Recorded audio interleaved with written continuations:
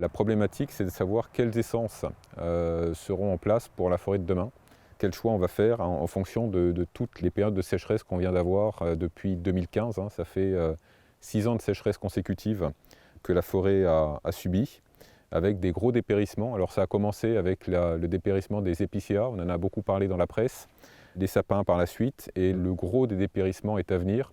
Et c'est toutes les forêts de hêtres. Et la problématique est pour nous de pouvoir maintenir toutes les fonctions de la forêt et justement choisir au mieux nos essences, nos itinéraires techniques sylvicoles pour assurer cette pérennité. Ce qu'on sait, c'est qu'un hectare de forêt évapore à peu près 30 à 40 tonnes d'eau par jour.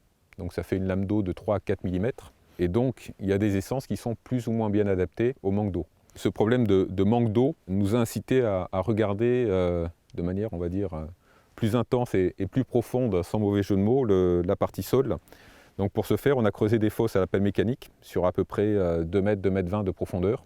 Et ça nous permet de voir, déjà de calculer par la texture la réserve utile du sol, c'est-à-dire l'eau disponible pour la végétation. Donc cette réserve utile, évidemment, elle change du tout au tout en présence. Si on est sur des sables, il y en a beaucoup moins que si on est sur des argiles où là, il y en a beaucoup plus. Et en plus de ça, plus il y a de cailloux, moins la réserve utile sera importante. Donc voilà, sur des sols, sur des profils de sol comme ça, l'arbre, il faut qu'il faufile ses racines. Alors là, on va favoriser des espèces qui ont une stratégie de tolérance par retardement de la dessiccation, c'est-à-dire toutes des essences à un enracinement relativement profond.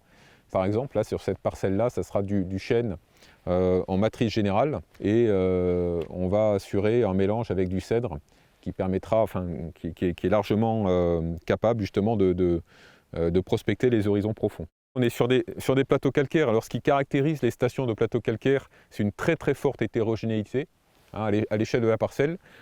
Sur 15 hectares, on a fait pas mal de fosses pédologiques pour voir comment le sol était organisé. Donc là, sur un profil, effectivement, on a une charge en cailloux relativement importante. Sur l'autre face, on a de l'argile, alors qui est issue de la dégradation de la roche en place, c'est ce qu'on appelle les argiles de décarbonatation, qui ont le gros avantage, c'est de pouvoir retenir beaucoup d'eau. Quand on a ouvert les fosses, au moment de l'ouverture, on a observé vers 80 cm de profondeur à peu près, une très très forte dessiccation des argiles, ce qui nous amène à dire que finalement, l'hypothèse qu'on faisait de rechargement total du profil de sol pendant la période hivernale ne s'est pas faite. Et donc ça met déjà en difficulté, surtout quand on a des sécheresses consécutives d'une année sur l'autre, les arbres qui sont en place. Alors sur les meilleures stations, donc les stations qui sont à sol relativement profond, en bonne texture, c'est-à-dire argilo-limoneuse, où les capacités de rétention en eau sont importantes, le feuillu aura toujours sa place, notamment le chêne, qui est quand même l'emblème de la forêt française. Par contre, sur des profils de sol comme ça, c'est vrai qu'on peut se poser la question du maintien des feuillus dans un contexte de production. Et il risque de ne plus être vraiment majoritaire.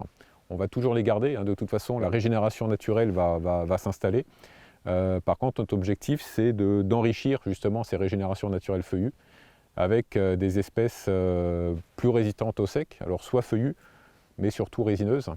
Je pense au cèdre, à certains sapins méditerranéens, qui permettront de toujours permettre la production de bois sur ces parcelles-là.